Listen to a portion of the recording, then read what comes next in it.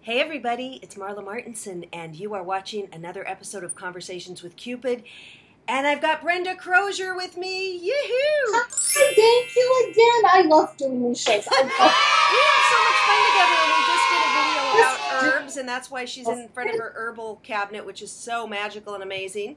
And I have something in common with Brenda, which is we're really, interested in all things kind of mysterious, bit of the occult, which the word occult, Joanna DeVoe did a whole series on this, just means hidden, right? It doesn't mean dangerous or anything. It just means hidden. Occult means hidden. Occult means to be silent and you keep it within. Yeah, and we kept it, and people kept it within because they didn't want to be judged or, burned at the stake or something.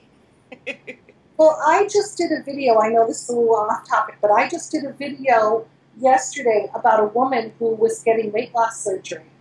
And the psychiatrist you have to be evaluated for any kind of type of surgeries like that. And the therapist actually asked her, do you believe in anything strange like the occult, witchcraft, Wicca, paganism? And we're like, strange beliefs? What are you talking about? But this was something that we were talking about because there are so many people that still believe that it's devil worshipping, evil, whatever, and it's not. Yeah, it's interesting because they just heard the word and then they don't even read about it or know what it is. I bet if you said, well, what is it? What are the beliefs? They wouldn't know. So it's just, and the same with the Ouija board. It's so interesting because the talking boards, I find the history is fascinating. I love it. And the board, the talking board, only got demonized. Oh, I love it. I'm not wearing mine now. It just got demonized from Hollywood, from The Exorcist, or from TV shows. But so you guys, we're going to each show our boards because I love the talking board. I get messages from my angels and from even my father has come through, my brother has come through. I've had interesting people come through, and I've been doing this for like a year and a half. And our friend's Karen Dahlman. Hey, Karen. And oh, hi, Karen. I love you. So anyway, I ordered this board. I can't believe that Brenda said she has the same board. Look at this. The same board. The same board. Emily the Strange. It has I have the planchette. It's so... Yeah, my planchette. It's my favorite board. I love this board. I love this board. I have to tell you, I've got my angel board. I don't have that one yet. That one I don't have. That one's really pretty, and I have a couple other boards that are a little awkward to use. So I don't, I don't have a traditional Ouija board. I guess I should get one because it's kind of cool. I have to tell you, my favorite boards. I mean, this one's huge. Yeah. My favorite boards are the William Fold boards. They are just my favorite boards because they are so true to the tradition of Ouija boards. This one's a Cop Clark. This one's from 1960. Wow. Actually, Karen has one from the turn of the century or something. She's got a really good one. And this one's from 1960. Wow. Mm-hmm. Yeah, William Fold was the guy who invented this. Elijah Bond invented it, and he got the patents for the planchette and the board, the talking board. But then William Fold bought it out. And bought it in 18 something. 1890 is when 1891 is when Elijah Bond got the patents. I think it was 1900s is when William Fold got it. Now, when Parker Brothers got it was in 1966. Yeah. And they kept true to form. They kept true to what, if I have one of them over here, I know I do.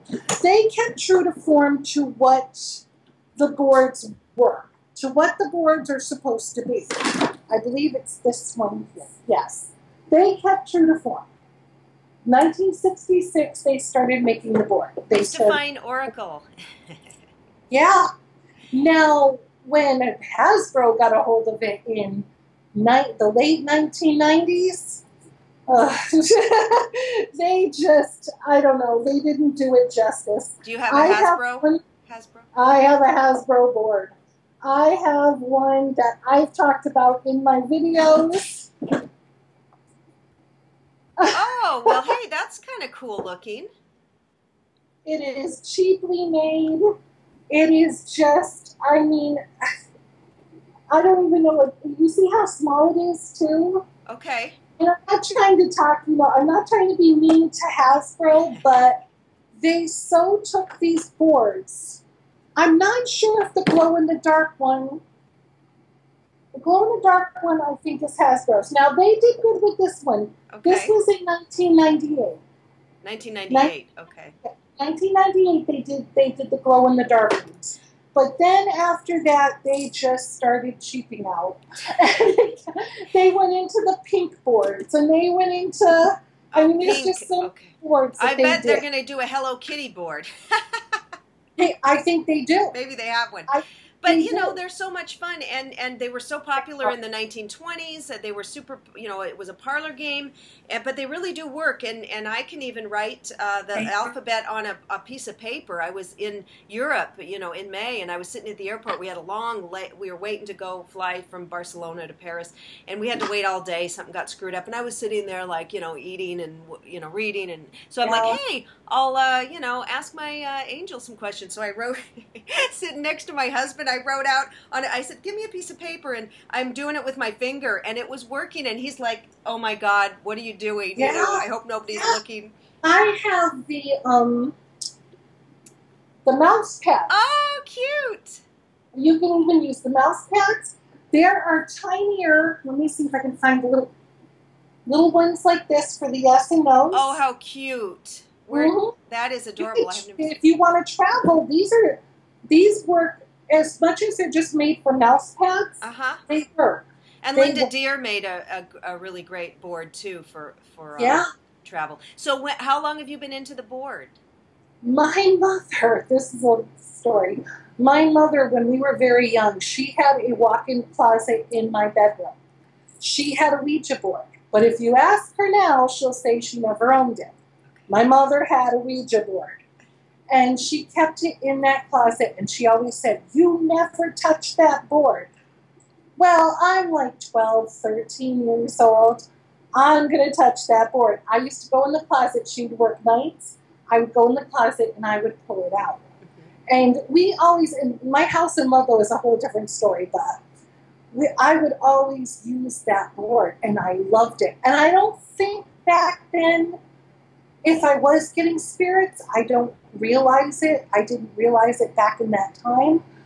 But as I grew older, I had a fascination with these boards. Well, okay, a question. So when you went in there, were you able to, was it the planchette moving by itself right away with you? No.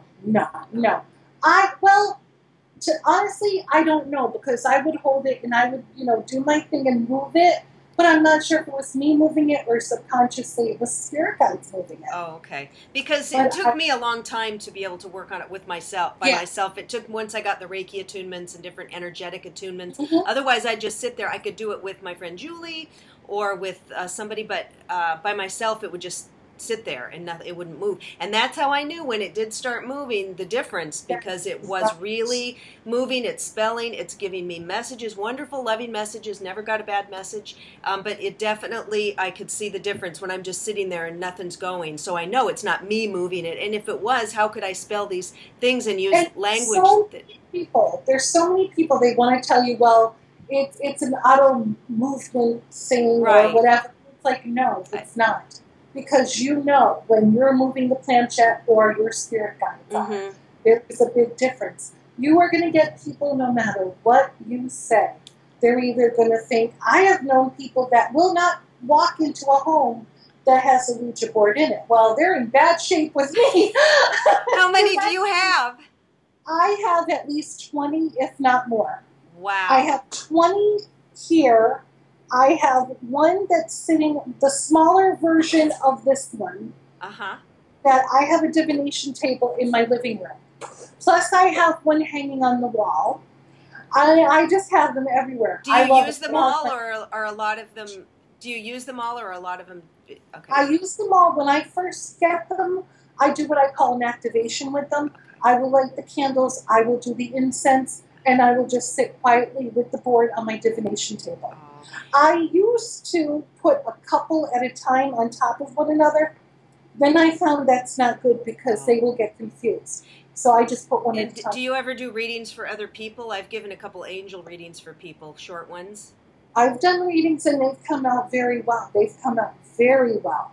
And I always say that I'm asking for my spirit guides. Right. I'm asking for, the highest light, only high level, high vibrational. I'm always specific about who I'm asking for. Okay. Do I believe that a Zozo type person can come out? I don't think it'd be Zozo. That part I just don't buy. But I very much believe that you can get somebody that wants out that's not of good heart, that was not a good person in life or in death. You have to be careful with that. I always close out the boards. I always say goodbye. Thank you for your time. Thank you for talking. I do too. Yeah. But as far as when you're talking on the boards, I always know who it is. Karen and you had done a show saying about how the planchette moves, and you can tell who it is. Yeah. You can. You very much can. Yeah. You can tell by the They have movement. a different speed sometimes, or where they'll go in the beginning, or how they'll do things, or it's very interesting. I mean, it's just so fun. It makes life sparkle. And thinking about talking to people who have passed or are angels. A lot of people don't even believe in angels or whatever. But when you see it, when you experience it for yourself, it's just brings another dimension to your life.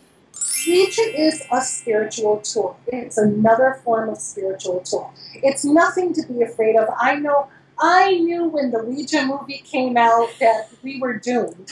We were just doomed. I didn't see it. Did you see it? I saw it. It was all evil or bad or whatever? Yeah. Oh. It just made it sound like all these evil things can come out of the board. And there's another one, Ouija Resurrection. And it's like, oh my gosh. You're just and then they talk about, I don't know about that, but if you want to get rid of one, you're supposed to what do you do with it? Bury it or give it away, or don't burn it, or what do you do if you don't want it? Sell it on eBay. But I've never gotten rid of a board. I will never get rid of mine. I only have I have four. If I was going to get rid of it, I would do, if I was going to get rid of a board. Actually, no, wait, I have to retract that. I've never gotten rid of a board. I have gifted them to other sisters of the craft. Oh, okay. So I've sent them to other sisters of the craft. I've never destroyed them. Right. I've given them out. But if I was going to get rid of a board, me being a pagan witch, I would probably do a ritual saying thank you for everything you've given me. Thank you for all the messages that I've received from you. And I would probably bury it with sea salt. Well, this is interesting. So after I did my messages on the piece of paper, I threw that away. I mean, it's so bad. But nothing happens. But you didn't use that as a full time. That was that was just for 20 minutes. Yeah, that's funny. So, but I think if I was going to, that's what I would do. But I've never thrown out a board. Right. I've always, like I said, I've gifted some to other sisters, but I've never destroyed one. So. And what does your husband think about the board? I don't think he believes in it. I don't think he believes in them. I know that he encouraged. My husband is amazing because me being a pagan witch, this house is just witch central. It's witched out. Yep, it's a witch house. You come in my house, there is no questioning what house you're in. And he's so supportive of me. He has his little tiny corner of Steelers stuff because he's a big Steelers fan. He has his little section, and the rest of the house is witched out. Oh. So he, it's not that he believes. It's not that he doesn't believe. He believes in paganism. He's not Christian. He's not pagan. He doesn't have a label. But at the same time, he's so supportive of me. If I say, honey, there's a new board, and he's like, okay. That's great. And you find a lot of yours on eBay. You found your Emily the Strange on eBay. I got mine on Amazon. $5 on eBay. Yeah, and I paid 20-something for mine. I've paid. Now, there are some. So cute. I have seen some on eBay, not this one in particular, but the William Foltz, that people are trying to sell for $500-600. Oh, okay. And I think the most I've paid for a board is maybe 30, 35. I think is what I paid for this one. Yeah. And I was gifted a beautiful one too by one of my witchy sisters. Oh my goodness, that is gorgeous. What is that in the middle? Is that oh? That's an angel. This is a Sybil Oracle board. That's a Civil War? Sybil Oracle board. Oh, Civil Oracle. Sybil Oracle board. And it has on the back, it has a whole. Oh, how pretty. Yeah. So I mean, I've been gifted boards. I've had people send me show me pictures of their boards and like, can you tell me what year this is? I just love it. I think it's a spiritual tool. It's a divination tool. You get people that no matter what you say, they're going to be afraid of them. Yeah. But really, there's nothing to be afraid of. Nothing to be afraid of. It's not a kid's toy. I mean, I know that the pink one is made for children. It's not a kid's toy. I would not give this to the hands of children. Right. But at the same time, if you are a spiritual person, if you are someone who does spiritual work with divination, these are perfect. These are perfect for that. To get your higher self, your spirit guides, you know, people you want to communicate with. I always make sure that I'm very clear on who I want to come out of that board, and I'm always clear about who I don't. Right. So I've never had, like, you know, people popping up like, hi. Hello. Hey, looking good today. Yeah, how are you doing? I had one. My friend Julie and I had when we first did the board, the first couple times, a spirit came in and we said, "What's your name?" And he said, "Secret," spelled secret. And we said, "Well, will you tell us your name?" And then he said, "For me." So we said, "Oh, secret." And then I said, "Well, are you a good spirit?" And he said, "Yes." And we said, "Do you love us?" And he said, "Yes." And I said, "What do you do?" And he says, "Watching." He says, I said, "Oh, are you watching over us?" And he said, "Yes." And he came through about 2-3 times, and maybe it was a trickster. We don't know who he was, but it was fine. And then he left. He's never come back. But it was just like, you know. You can get tricksters. What I do with, now, if I'm talking to a specific person or a specific guide on my boards, I always have, like, questions for them. I ask, like, what year were you born? What state were you born in? And those are my questions to ask them to know if they're real or not. Right. If I'm doing it and I ask that question and they give me an entirely different answer, I'm like, okay, goodbye. Thank you for your time. Goodbye. You know, it's a trickster. I had something interesting happen. I connect. My angel's name is Mirth, my main angel, and she's always coming on and with me. And I wanted to know the time of my birth, because I think maybe because I was going to do an astrological thing or something. And I guess when I was born in 1962, they did not write the date, the time on the birth certificates. It wasn't written down, and my mother didn't. My mother. Think they did. No, they didn't, and I found that out by digging in. And my mother said I was born sometime like after 9 p.m., but she doesn't remember. And so I thought, gosh, I really want to know the exact time. And then so I went on my board and Mirth says, "Marla, I know the time. I was there," she said. I said, "What time?" And she said 9:08 p.m. Wow, isn't that something? So, you know, whether that was my higher self, because it knows, my spirit, whatever, or my angel that knew, but she said that. She's like, I know what time you were born. I'm like, thank you. And they do know what time, you know, what time you're born. They know. I never asked them. I will ask them how they died. I actually had, and this was a couple of years ago, I did a video on it. I had someone from Great Britain during the plague time. It was 1756, if I remember correctly. I have it in my journal. And I was like, really? A little girl? And she said her whole family had been taken from the plague. Oh. And I actually had to look it up. And I'm like, oh my gosh, this is actually what happened. And you don't know sometimes when you go on that board who is coming through and what they want to say. I find that when you're doing the board and if you don't get your spirit guides or you don't get somebody like that, it's someone who wants they have something they want to say. Mm-hmm. They want somebody to hear them. Right. So that's why, you know, you get different people coming through. Mm-hmm. Well, this has been fascinating, and thanks for popping in. Thank you again. Anytime. I love doing this. All right, I'll talk to you later. Bye, everyone.